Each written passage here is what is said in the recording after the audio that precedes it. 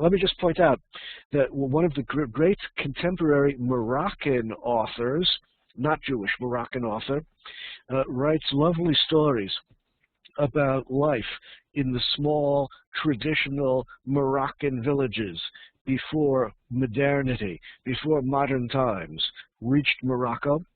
And in one of his stories, he tells of the local imam, the local Muslim preacher, who is beloved by all of the Muslims in the village. They just can't get enough of this guy. They love him. He gives the greatest drushas. He gives the greatest sermons in the mosque.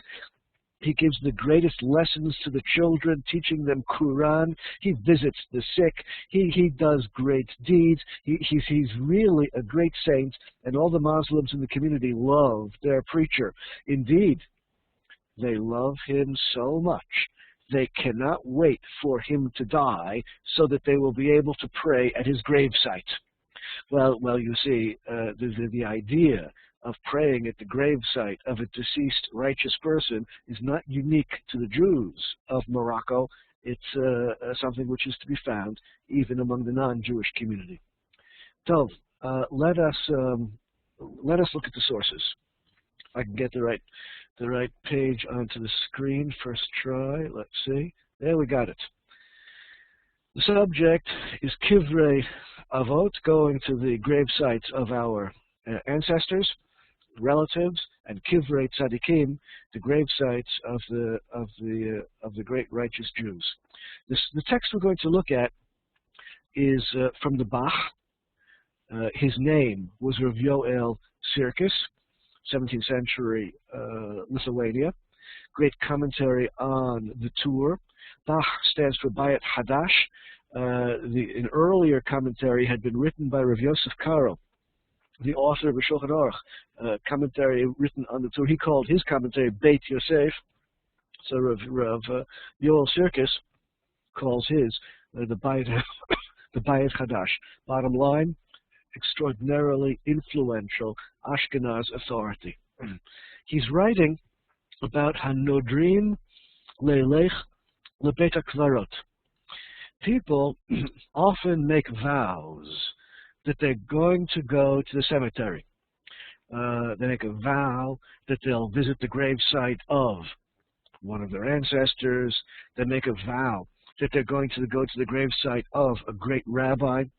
And the question is whether or not such vows are appropriate or inappropriate. K'tfat haya nireh, it would seem a little bit, he says, kidoresh el hametim. It would seem that someone who is making a vow to make a pilgrimage to the gravesite of a great rabbi or an ancestor, it's a little bit like seeking out the dead. Exactly the prohibition we saw last time. Dekolev shenishtatach al kivrei avot. In the Torah, we have an example of Kolev in the generation of Moshe Rabbeinu, in the generation of Yehoshua. Kolev, who went to visit the gravesite of Avram, Yitzhak, and Yaakov in Hebron, just outside of Hebron. Hitpalel l'Shem b'makom kedusha k'dei shetei tfilato nishma'at. When Kolev went to visit the gravesites of Avram, Yitzhak, and Yaakov in Hebron in the Marat HaMachpelah, he didn't go there in order to have any communication with the deceased patriarchs, Avram, Yitzhak, and Yaakov. He went there to pray to God because it was a place of special kedusha. Kedichtiv, like it says in the verse regarding Avraham, El hamakom asher amad sham, go to the place where great events took place, and that's a place, a location of sanctity. There, hamakom gorem, the place is a good place for tefillah, a good place for davening to God. Well, according to this, there is justification to go to the gravesite, not because of the person who is buried there, but because that is a good place to daven to God. If you want to pray to God, the gravesite's a good place to do it, the Bach says. Inami, alternatively, Shebizai et Amet, Ulichvodo Mishtatach al Kivro. There's also another good justification for going to a gravesite. The first justification was you want to pray to God, and that's a good place to do it. Second justification for visiting a gravesite is maybe Bizai et Amet, maybe before the person died, you insulted him. Maybe before the person died, you offended her, him or her, it doesn't really matter, right? Maybe you insulted or offended the deceased before he or she died, and now you want to get forgiveness. Well, normally if you offend someone, if you insult someone, a part of the tshuva process, part of repentance, of course, requires asking for forgiveness. After all, in order to get kapara, in order to get forgiveness from God for any sin between persons, ben adam lechavero, if the sin is between persons, you stole from someone, you insulted someone, you offended someone, you injured someone, if it's a sin between persons, God will not forgive you until the person you have offended has forgiven you. You have to return the money, or perhaps he'll forego getting the money back, but you have to satisfy the person you have injured or offended. Well, if he's already dead, you can, of course, return the money to the estate or to the inheritors. But if it's a question of having offended or insulted someone and that person dies, well, the best you can do is go to the grave site and ask for forgiveness. There are sources for this. But many people are not very educated and really don't know the halachas. Lo yadati halichatan lama. I don't know why they go to grave sites. The two legitimate reasons to go to a grave site are to daven to God, pray to God, or to ask forgiveness if you have offended or insulted someone while they were living. People who are not well educated and do not know the correct halachas, I do not understand why they go to grave sites. They must have other reasons why they're going, incorrect reasons, improper reasons. The only proper reasons are to pray to God or to ask forgiveness, or to ask for forgiveness. Ani ragil liftoach lechem b'charata. And therefore, people who have made nidorim, people who have made vows to visit a gravesite, they probably want to go for an improper reason, communicating with the dead or something like that. And therefore, ani poteach lechem b'charata, I find a way to release them from their vow. After all, someone who has made a vow, it would be better to have the vow released than to fulfill the vow. This is a terribly important idea. In the words of the Talmud, in the words of Chazal, Kol hanoder ki'ilu bana bama, anyone who makes a vow, it is as though he has built an illicit altar. That's a complicated way of saying you should never make vows. Vows are bad. It's like you've built an illicit altar. V'chol ha'mekayemet nidro. Anyone who fulfills his or her vow, it's as though you have offered an illegitimate sacrifice on the illicit altar. You shouldn't have made the vow in the first place. And if you did make it, see whether or not you can have the vow released by a bet din. A bet din, often, not in every case, there are vows which cannot be released, but vows which can be released should be released by a bet din, so you won't have to fulfill the vow. You can still do the good thing you wanted to do, but not with the force of a vow compelling you to do it. Yatiru lahem haneder, the bezdin should release the neder, release the vow, to go to the gravesite if possible. V'yiten l'tzedakah ma shehaya motzi al haderech. And instead of going to the gravesite, which was almost surely for an improper reason, it would be better not to go to the gravesite. Instead, do something which really is a mitzvah. Give tzedakah. That really is a mitzvah. Give tzedakah. How much tzedakah give? Give the amount of tzedakah that you would have spent on the pilgrimage to the gravesite. Someone vows to go to a gravesite. He shouldn't have done it. Let's see if we can get him out of the obligation. Let's see if we can encourage him to do a real mitzvah. Give tzedakah instead. Achakach.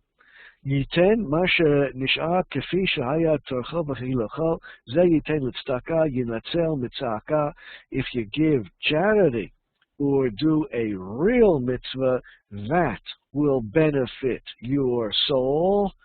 Going to grave sites, well, if you want to daven to God, it's okay, but you might as well do that at home or in the synagogue. And if you did insult or offend someone, then of course you have to ask for forgiveness, but that's not the reason that most people are going to the gravesite. Is asking forgiveness from a dead person not doresh mate, not seeking out the dead?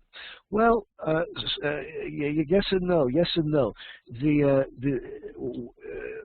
Once a person has died, it's too late to get forgiveness for that person.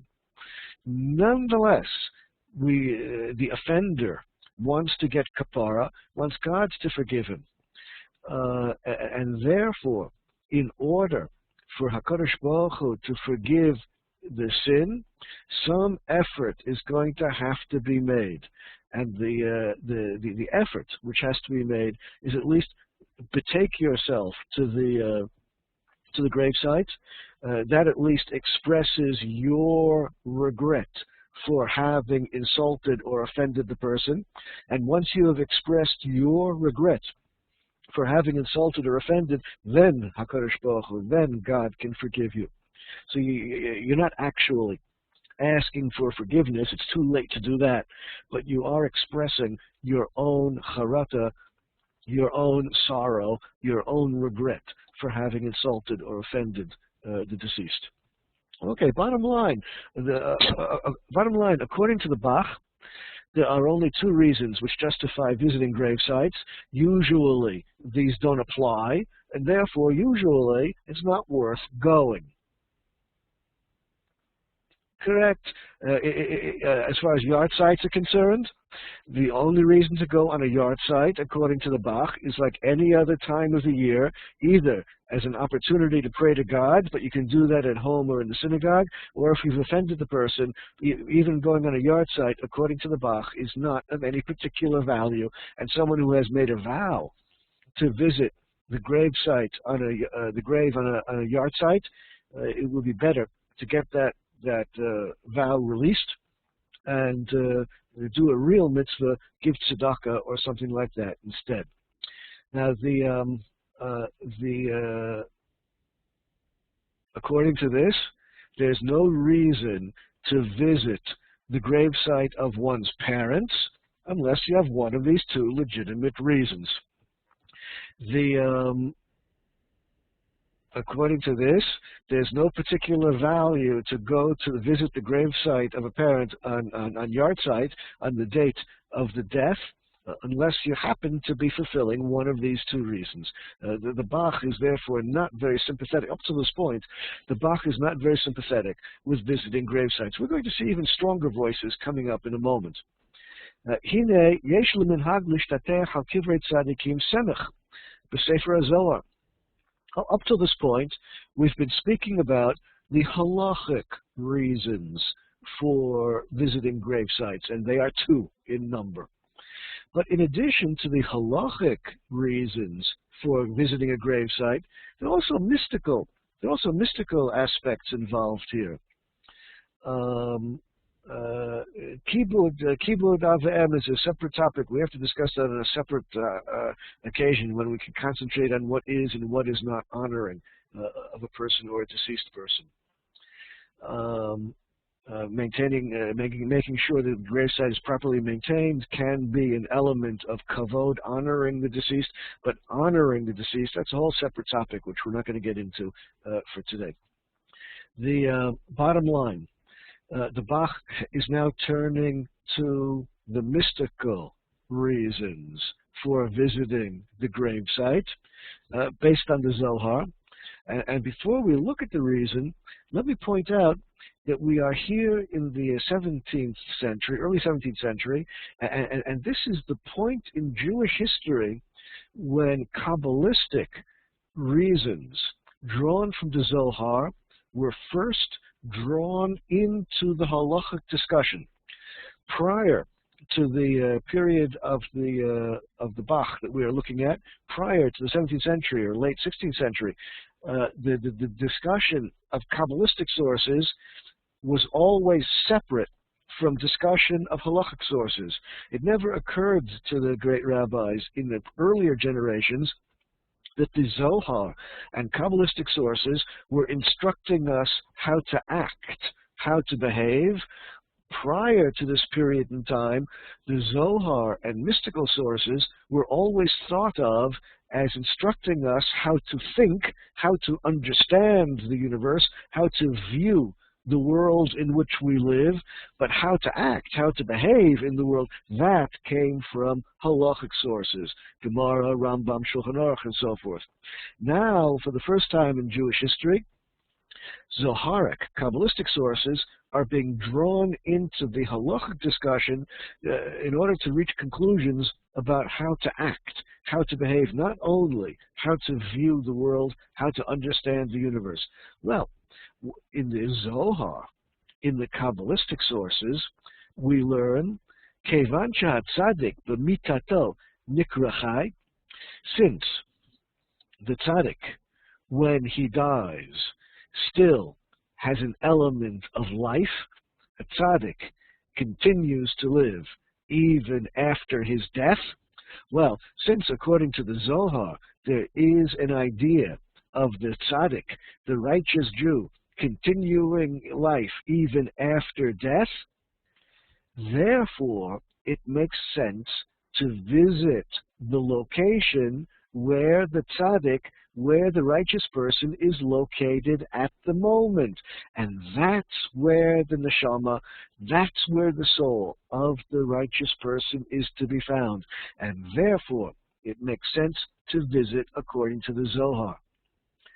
Dafka l'mishtateach al kivrei avos l'itpalel lefanav yitbarach al kol tzara shelo tavo b'zchut avotav hanikbarim po. Of course, when you visit the grave site of the great tzaddik, for example, the grave site of Avraham, Yitzchak, and Yaakov, the patriarchs in Hebron, of course, you're going to go there only to daven to God, only to pray to God. The ein lasum l'shum moreh l'mnoa l'vatel minhag zeh. And since this practice has its source in the Zohar, no rabbi should ever make any attempt to cancel this practice. Okay, now let's understand the structure of the Bach that we've just seen, beginning to end. The structure is as follows. He begins by telling us there are only two reasons to go to a gravesite.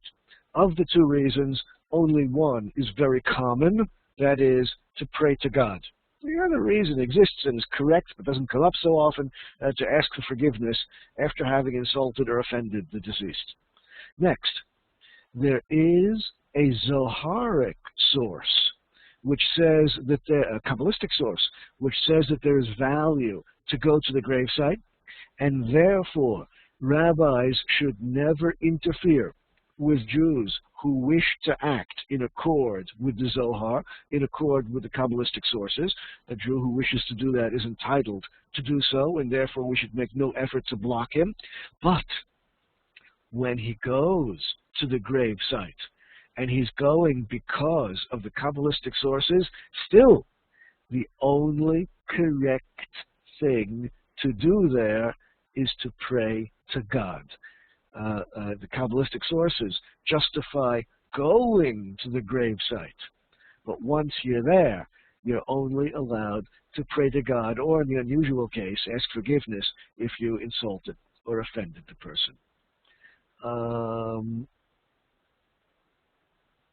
as far as sources which describe what happens to the tzaddik after death, there are a number of great sources, and there's one even who's translated into English. The great Gesher HaChaim. We're going to be quoting the Gesher HaChaim later. The Gesher HaChaim was written by Rav Tukachinsky. It's one of the greatest works in halacha written in the 20th century. Rav Tukachinsky was a Rosh Yeshiva in Yerushalayim, and the third volume of that book deals entirely with the passing of the soul and what happens to the body and the soul after death. And that third volume, which is a work of immense importance in the rabbinic world, has even been translated into English. The English title retains the original Hebrew. It's still called Gesher HaChaim. Let's see if I can get that spelled on the screen for you.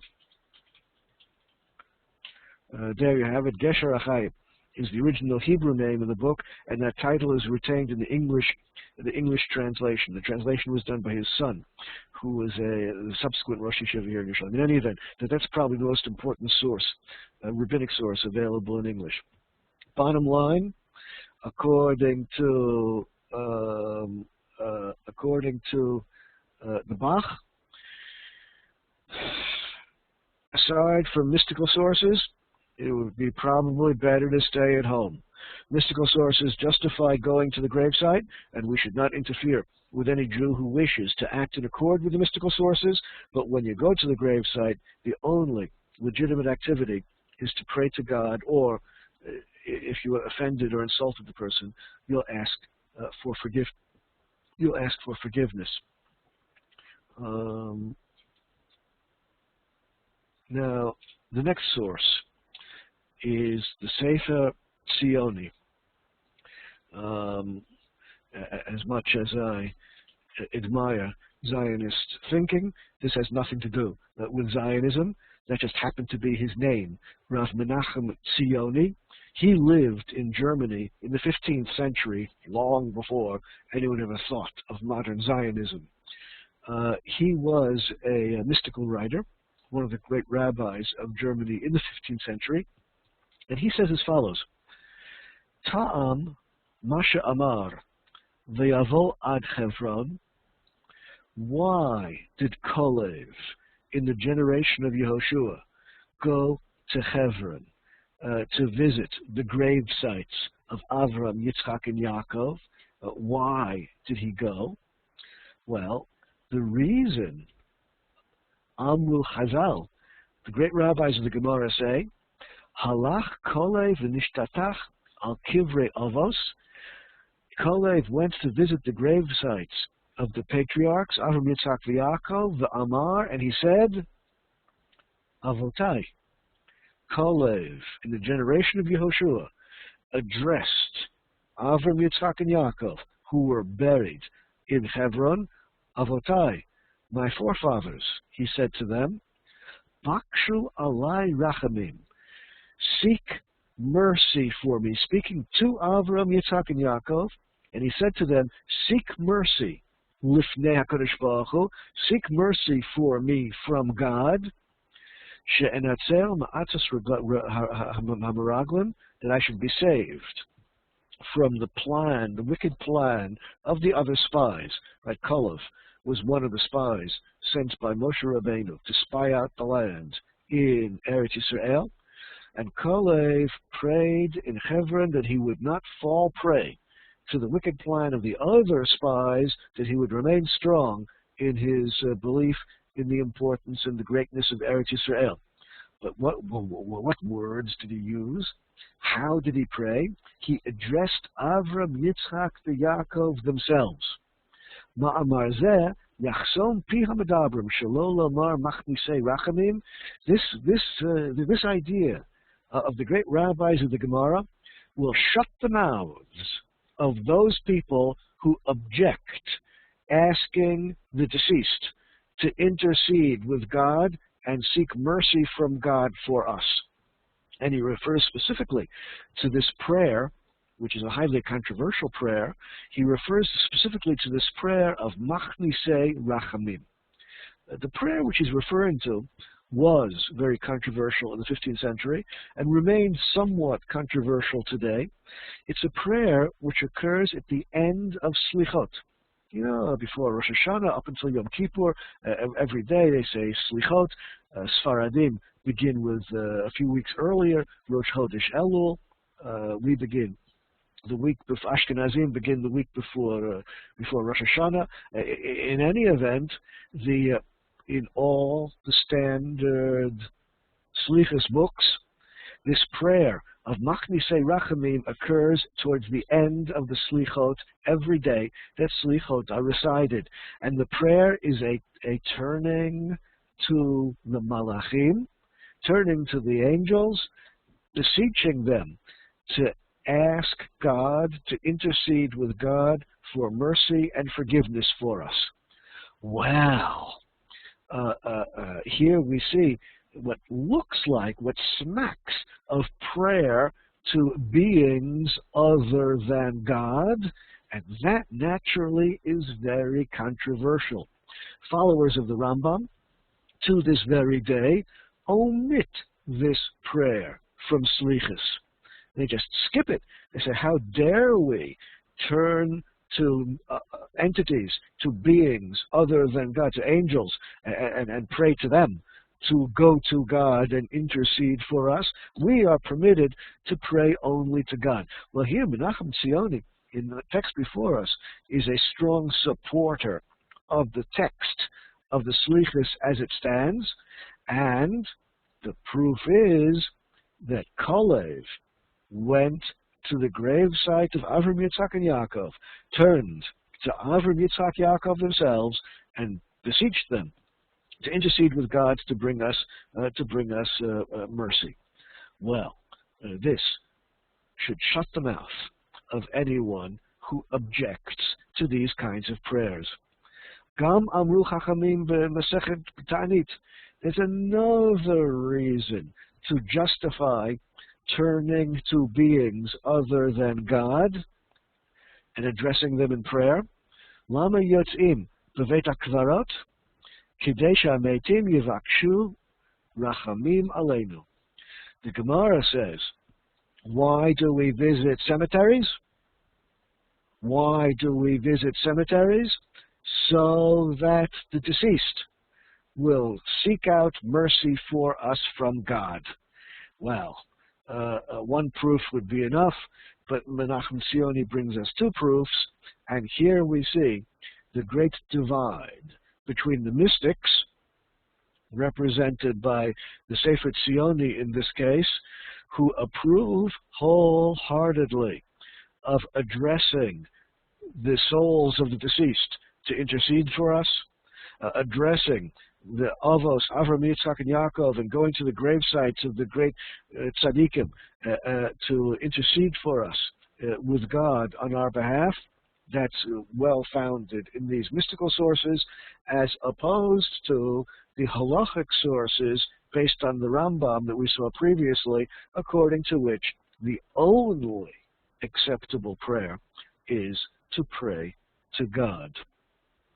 Let's look at one more source along these lines, and then we'll look at things from the other point of view.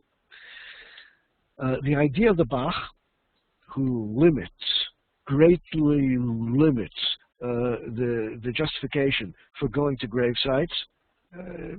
Better not to go, and if you do go, you daven only to God. We're not going to stop anyone from going. We're not going to encourage anyone to go, but he greatly limits the entire enterprise. The idea of the Bach is embraced by the Ber Heitev, standard commentary on the Shulchan Aruch, published together with the Mishnah Brura in every standard edition of the Mishnah Brura, also quoted by the Chai Adam, the most important of the early 19th century halachic handbooks of Lithuania, quoting the Maharil, and these are the words: Beit HaKvarot, the cemetery, is Makom Menuchat HaTzadikim. Cemetery is where the righteous rest after they have passed away. B'toch kach, and therefore, hu makom kadosh v'tahor. Therefore, the cemetery is a holy and pure place.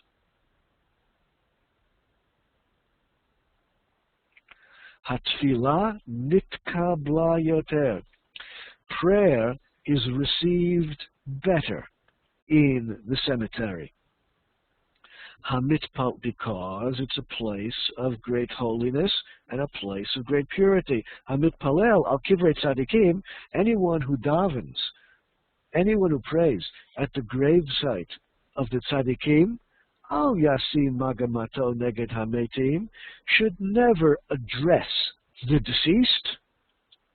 Ach, however, yivakesh me Hashem yitbarach, you should only beseech God, sheyiten alav rachamim, to grant you mercy, b'zchut tzadikim tomnei afar, you only pray to God that you should get mercy in the merit of the great righteous people who are buried in the cemetery. Well, the Ber Heitev, one of the greatest of the standard commentaries on the Shulchan Aruch, published in the standard editions of the Mishnah Brura, is embracing the approach of the Bach, the approach that it is always wrong to address the deceased.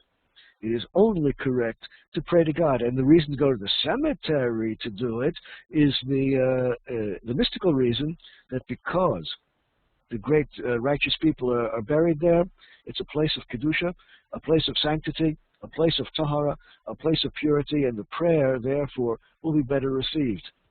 Now, of course, the Ber Heitev does not address the key question of who exactly it is that's supposed to receive the prayer.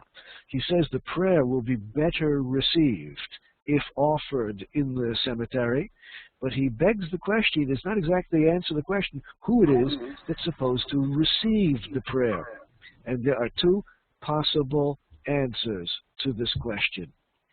The two possible answers are, number one, it is, of course, God, HaKadosh Baruch Hu, who is supposed to receive the prayer, and the prayer is supposed to have an influence on God, on HaKadosh Baruch Hu.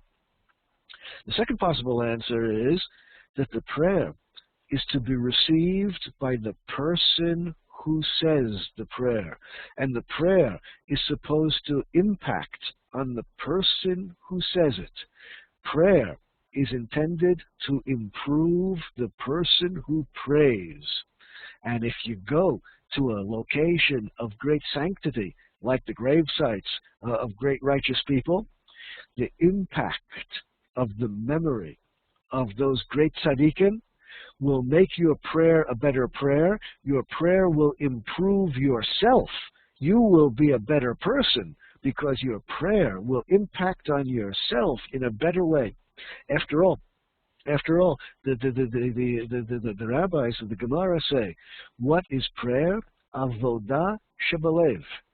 Prayer is avodah shebalev, which might be understood as serving God with one's heart, or might be understood as working on one's own heart, improving oneself. Prayer might be viewed, number one, as a way to impact upon HaKadosh Baruch Hu, and we're hoping that HaKadosh Baruch Hu will accept our prayer and respond positively. Number two, prayer might be viewed as a way of improving our own heart, making ourselves a better person, and the prayer therefore must be received by the person who says it. So those are the two possibilities. Of course, it's possibility number one, which represents the mainstream thinking of the large majority of great authorities. Position number two is the minority view represented by a few great names in rabbinic history, like Rav Kook, Rav Shimshon Raphael Hirsch. A few great names are on the second side of the issue. According to the second side of the issue, according to the second approach, the reason to go to the cemetery is because you will be motivated to pray better, thereby improving yourself even more. Okay, at this point, let us take a look at the Maharash. Here, I got it. Now, remember that we have two approaches here. The halachic approach, if one goes to the gravesite, which is not 100% required. If you go to the gravesite, you daven only to God. Second approach was the mystical approach, which justifies turning to the deceased, addressing the deceased. Now the Kaf HaChaim that we're about to look at was written by Rabbi Sofer, was his name. He was originally from Baghdad, but lived here in Yerushalayim. The book was published around just about 100 years ago here in Yerushalayim. And he was, of course, Sfaradi, originally from Baghdad. And just as the Mishnah Brura occupies a position of immense importance among Ashkenaz Jews, the Kaf HaChaim occupies a very similar position of honor and importance among Sephardic Jews. Work is of immense importance in the Sephardic world, and it's not surprising that he systematically quotes the opinions of the great mystics, the opinions of the great Mikubalim on every halachic issue. In this particular case, he's quoting the opinion of Maharash, Rav Sharabi, the greatest of the Yemenite mystics.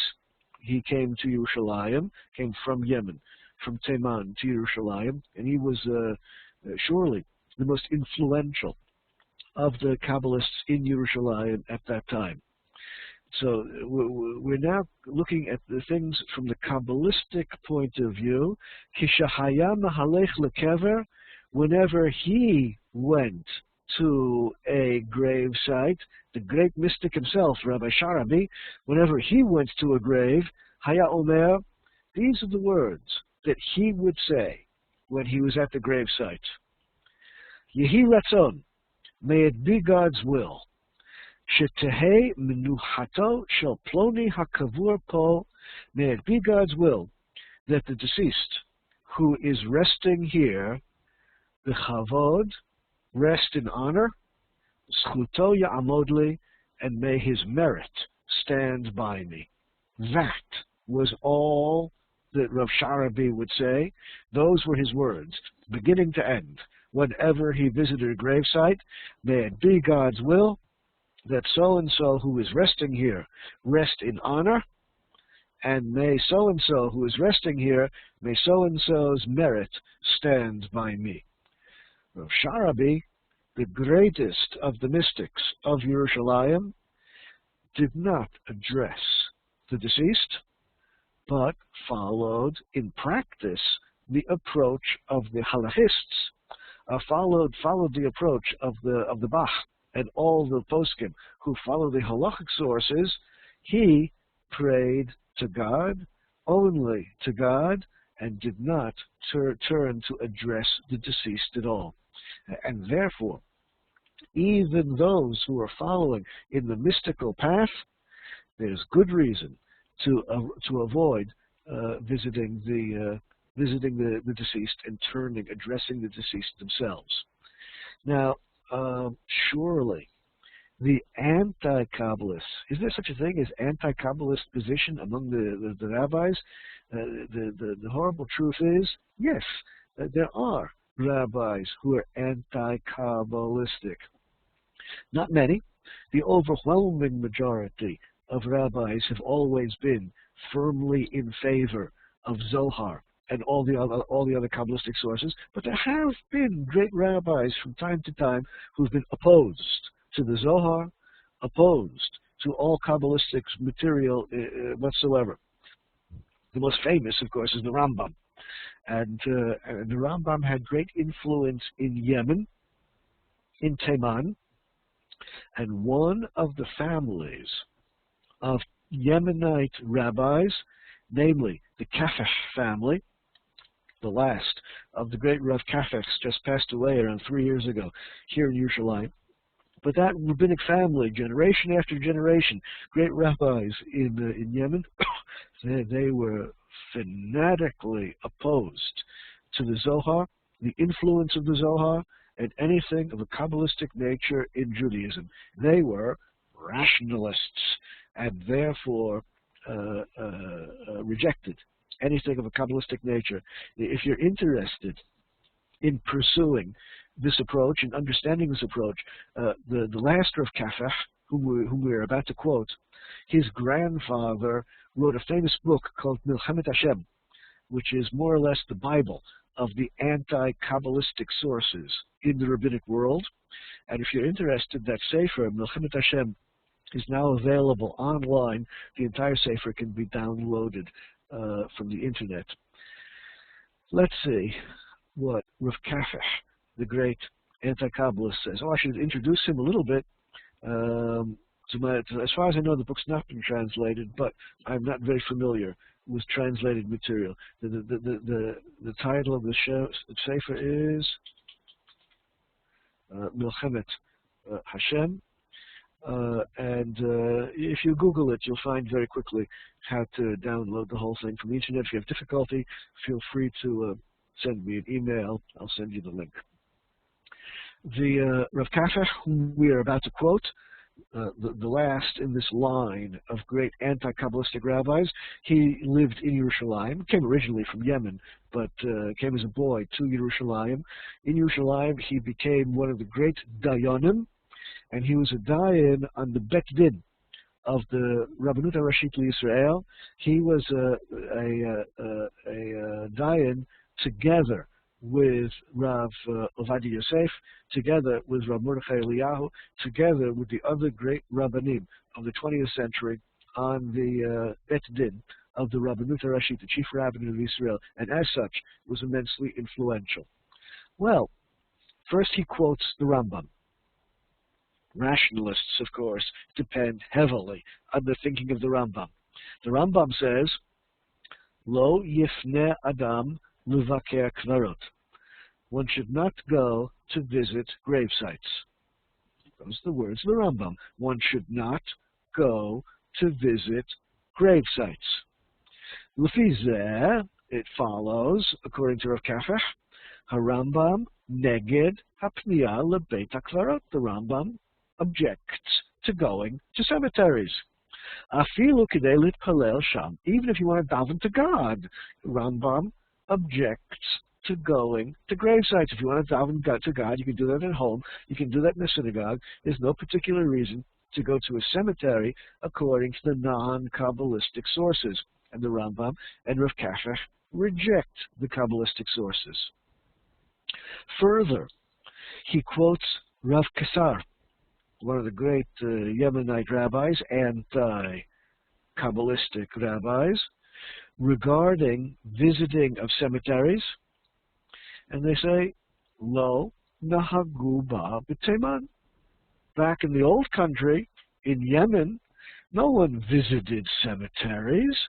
We all followed the position of the Rambam.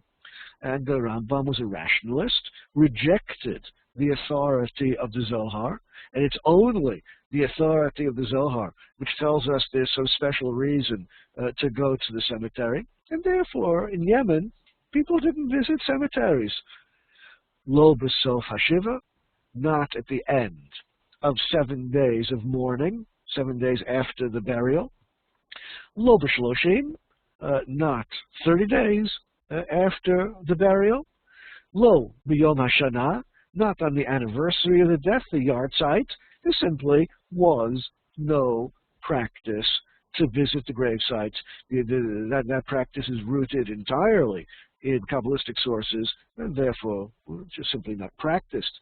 And if you think about it for a moment, you'll realize that these rabbis, Rav Kasar, Rav Kafech, these rabbis who are anti-Kabbalistic, have a big job before them of sorting out those elements of Jewish practice which are rooted in the Zohar rejecting those and keeping everything else. It's not a simple process to figure out exactly which parts of the Siddur, for example, are rooted in Kabbalistic sources, which parts of the Siddur are rooted in Talmudic sources. It requires some careful thought and analysis.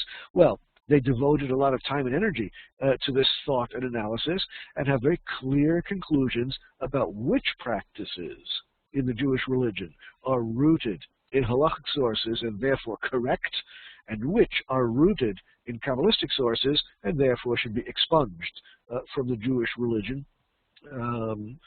If you're interested, you read their works, and you see, of course, prior to the 17th century, it was perfectly clear that prior to the 17th century, there was no interaction between Kabbalah and Halacha, and therefore the whole issue didn't arise until around the 17th century. Okay, next he says, Al-ha da'olim v'korim mishnayot.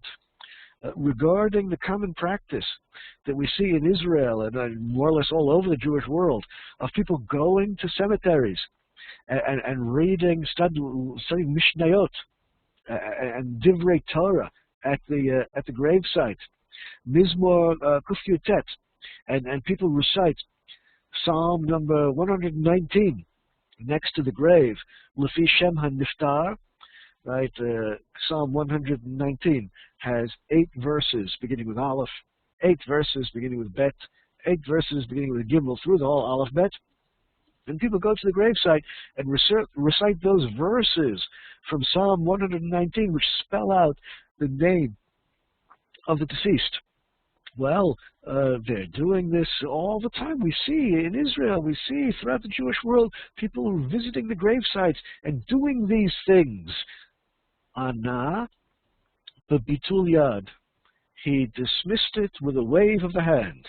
The great Rabbi Kassar just dismissed this whole process of visiting the gravesite, reciting psalms and so forth. He dismissed it with a wave of the hand, and he said, Nafish ma'ana hazal al devarim. These things are not done by us. We, rationalists, we, anti-Kabbalists, do not do these things. We do not visit the grave sites. Well, bottom line, the whole issue now divides along the following lines of thought.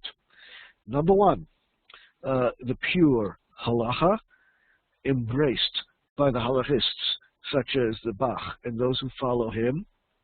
In general, there's no particular reason to go to a grave site. If you do go, it's correct to daven to God, or in certain unusual circumstances, you go there to ask forgiveness from the deceased. Rabbis should not discourage people who are following the Kabbalistic sources and going to grave sites. That's the position of the Bach and people following him. On the other hand, we have the Kabbalistic sources led by the Tzioni and the Sfarim following that approach, according to which the gravesite is a place of great kedusha and tahara, a place of great holiness and purity, and therefore it's the best place to daven, and it's even correct to beseech the deceased, to intercede with God and ask for mercy for us. And that's the second big approach. And the third approach is that of the hardcore rationalists who say, just forget it. Just don't go. There is no good reason to go visit grave sites, and therefore you're better off staying at home. Now, if you think about it for a moment, you'll realize that this last approach flies in the face of common practice throughout the Jewish world. Let me indicate to you the dimensions of this conflict. Everyone knows that it's very common in the Beit Ha'avel, in the house of mourning, if someone, immediate relative has passed away, so the immediate relatives are sitting Shiva, of course. Everyone knows that it's very common for the Beit Ha'avel to be a place where people assemble for prayer. Shacharis Mincha Ma'ariv, they daven in the house, in the house of the mourner. Nowadays, it's even very common to bring a Sefer Torah to the house, so that they can even have Kriyas HaTorah there. When I was a boy, I don't remember them doing that. It's a recent thing. Between Mincha and Ma'ariv, just about every Beit HaAvel, just about every house of mourning I've ever visited, between Mincha and Ma'ariv, Mishnayot are learned for the elevation of the soul of the deceased. Learning Torah takes place for the elevation of the soul of the deceased, Ilui Haneshama. Now, from the Kabbalistic point of view, this is, of course, a great thing, and this is, of course, of immense value. However, from the halachic point of view, learning Torah in the house of the mourner is prohibited, and therefore the learning of Mishnayot between Mincha and Ma'ariv should be blocked according to halachic sources. According to Kabbalistic sources, it is highly commendable. According to the halachic sources, should be blocked. Similarly, in just about every house of mourning which I have visited, it is the mourner who acts as Chazan. It is the mourner who acts as Shliach Tzibur. It is the mourner who leads the congregation in prayer. And again, from the Kabbalistic point of view, this is of immense value for the benefit of the soul of the deceased. This is Ilui Neshama. This will elevate the soul of the deceased from the Kabbalistic, according to Kabbalistic sources. According to halachic sources, the mourner is blocked, is prohibited from acting as Chazan. Halachic sources say that the mourner should not be Shliach Tzibur, should not lead the congregation in prayer, unless, of course, there's no one else present who knows how to do it. If the mourner is the only person present who knows how to function as Chazan, so, well, if you have to, you have to. But if someone else can do it, of course, someone else should do it. How does the average person know whom to follow in a controversy like this? Well, as with every other controversial issue, you're going to have to decide which opinion to follow. Statistically speaking, it's perfectly clear where the majority is. Statistically speaking, the majority is firmly in favor of the mystical approach to matters, but those who are following the halachic approach, those who are following the approach of Rav Kafech, and the rabbis who, with a wave of the hand, dismiss practices based on Kabbalistic sources, yesh al ma lismoch, they surely have what to rely upon, and surely there's no reason to object to what they are not doing, and no reason to object to their omission of these Kabbalistic practices. Perhaps on another occasion, we should speak at length about conflicts between halacha and Kabbalah. Perhaps on another occasion, we should speak more in detail about the role of Kabbalah in Jewish life, but that's not for us today. I promised before that we would get to the Gesher HaChaim.